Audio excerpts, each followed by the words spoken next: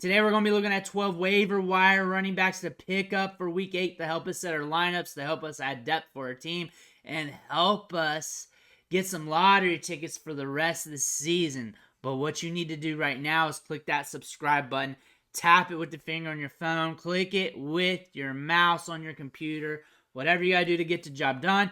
We're covering the waiver wire heavy all week long. We're going to help you set your lineups. We're going to help you get those trades done and everything else. Click that button. Stop missing out. But here's 12 waiver wire running backs to look at for week 8. We're going to start things off with Kareem Hunt, and I want to preface this. He should be already rostered, likely not on waivers, but if I don't mention him after this news on Jerome Ford, someone's going to ask about him. So we're just going to talk about him briefly, real quick. Back-to-back double-digit PPR fantasy performances. Jerome Ford's going to be out a week or two. Going to be a hot option. If he's available, snag him. If he is, snag him. But looking at Pierre strong, though, because he probably is on waivers in your league. Probably is on waivers. Probably sitting there. He's going to get a bump up in opportunity with Jerome Ford out. We're looking at a running back with 4.3 speed. Decent draft capital coming out of college. Good size, adjusted athleticism. Has some pop in his step. Can be productive if given an opportunity. He's flashed off and on throughout his career. A little bit this season with the Browns on a couple plays. A little bit with the Patriots when he was there. Again, a running back we're interested in as a flyer, as a stash, because he does have some high-end upside, and he's on a team that wants to run the football, so a guy you want to look at. Now we're looking at D'Onta Foreman. Really should be rostered, but again, a lot of people played hot potato with him. A lot of people were scared off due to him being on the Bears. Again, he was getting touches. He got touches last week, the week prior, and he produced with 33 PPR fantasy points, 3 touchdowns, caught one of those. Looked good, 120 yards from scrimmage. Good size, adjusted athleticism with Rashawn Johnson coming back. He's earned a role. He's earned a role where he's going to get touches, and this team likes to use 2 running backs. They've used 2 running backs all year long. Why stop when one's firing? Why stop? Why lose his role when he's doing all right when you already like using 2 running backs anyways? That being said, Rashawn Johnson, odds are he might be rostered. I look for him to be rostered about 40 to 50% of leagues. However, if he's there and you want to see what he's going to be about with Khalil Herbert out, take that chance, see what's happening. Again, he's a high upside play, catches the ball in the backfield, good pop off the step. Had a 31.4% opportunity share with Herbert in, 7.2 touches per game, 7 PPR fantasy points per game. Again, we should see that elevate a little bit now with Herbert out. But again, Foreman's stepping in, making things a little bit messier. Johnson should be getting opportunities, should be getting touches, he should be seeing a little bit of an increased workload. We also got to see when he comes back. He's been dealing with that concussion for a bit now. Kind of worried about that. He should be back sooner than later, just by the fundamental timeline. But still, just keep an eye on him if you're interested, which you should be, because he catches passes out of this backfield. High-end athlete here, guy you want to look at. Now we're looking at Darrell Henderson, and he looked good last week. Saw a 62.5% opportunity share off the rip, 19 touches. That is high for a running back. That's almost elite. If you're pushing 20 touches in a game, that's big time for a running back these days. Ran 39 snaps, led all running backs on the team, 57.4% snap share. He's getting to work. He's getting the opportunity. He also scored a touchdown, got you 13 fantasy points. Hot waiver wire get this week if you didn't pick him up last week. Now we're looking at Royce Freeman. Same deal. Not too far off with touches. Not too far off on snaps. 10 less, but still getting opportunities, still getting work. And looks like they're splitting the duties. Royce Freeman has more size. Looks like he should be getting goal line work and short yardage work.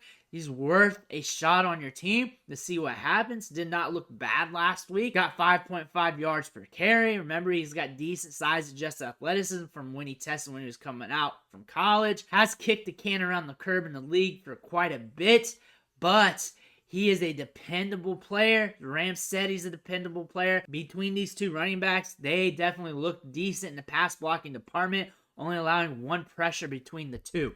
Now looking at Tyjae Spears, we look at him every time. More as an insurance policy to Derrick Henry, because if Derrick Henry goes out, He's getting a huge opportunity. He's already seen 51% of the snaps. He's out there a lot. That snap share is huge because they see him as dependable. They use him in the passing game. 31% opportunity share because you're going to be using Derrick Henry. That's obvious. Still getting 8.2 fantasy points per game. Pretty solid. We've seen his upside in some weeks. Tajay Spears is a guy you're going to want to pick up. Now we're looking at Amari DeMarcado. If you need touches, he might be your guy. 78.3% opportunity share. 80% share of the snaps. Looks like he's taking over this backfield. We need to watch this a little bit more. But if you're hurting, you need touches. If you're hurting, you're needing touches. You're hoping to get 10, 11, 12 fantasy points. Hope he crosses the goal line, catches a few balls. This is a running back that you may want to look at. Now we're looking at Kenneth Gainwell. He's more of a DeAndre Swift handcuff right now. Something happens to Swift. He's getting a big workload. He's eating a chunk of workload when he gets back. 42.7% snap share, 36.7% opportunity share. With Swift there, Swift gets hurt, which is pretty prevalent over the course of his career. He gets hit with injuries. That's just one thing about DeAndre Swift. Then Gainwell is going to see a huge bump up. Everybody's going to run to him off waivers. So if you got to spot the horde, he might be a guy to look at for fantasy production. You're not depending on that, though, right now, unless something happens to Swift. Now we're looking at Ezekiel Elliott. If you're looking for a running back that could fall over the goal line, get you some points, he might be a guy to look at because he is seeing a decent snap share. He is seeing more opportunity share. He's seeing increase in work, increase in opportunity, 10.4 touches a game, which is okay for a running back. That could get you something, especially for a running back that can be used around the goal line. He's used in pass blocking situations, which means he could be getting some targets here and there. Again, you're not depending on him. But if you're hurting and you're running back to put in there to close your eyes with and hope they cross the goal line, you may want to look at him. For Tyler Algier, Week 7 told us what the future could possibly hold if something happens to Bijan Robinson. He saw 24 touches. That's elite workload. That is something that you just don't hand over to running backs. He's going to be getting a huge workload. If something happens to Bijan Robinson, he's going to be carrying the load. Whether it's efficient or not, touches matter. If you're getting that many touches, you're going to score some production. He scored 14 fantasy points. It'll probably be something like that per game. 10 to 15 points per game if Bijan Robinson is out because he's getting so many touches. There's going to be some games where it's going to be down, of course. But again, when you're getting that much work, opportunity is going to be there for you. If something happens to Bijan long term, everybody's going to want Tyler Algier. He should be on the back end of somebody's roster no matter what. Now we're looking at Cam Akers. He's got a lot of flash. He's got a lot of sizzle. He's got a lot of pop and step. 12 touches last night. Explosive. 61 total yards. Upside play. They're mingling these running backs in and out. He's getting more opportunity each week, it looks like. He's looking good on the field. He's got that pop on the step, and that's what we're hoping for. This is a fast-paced offense. This offense is powerful through the air, which means these running backs will get opportunities. And maybe we get something on the back nine of the season, which is exciting to see for some of these prospects. But those are 12 running backs to look at off waivers. Let me know in the comments who you're looking to pick up today and tomorrow. Make sure you hit that subscribe button on the way out. Thank you for watching. Catch you on the next video.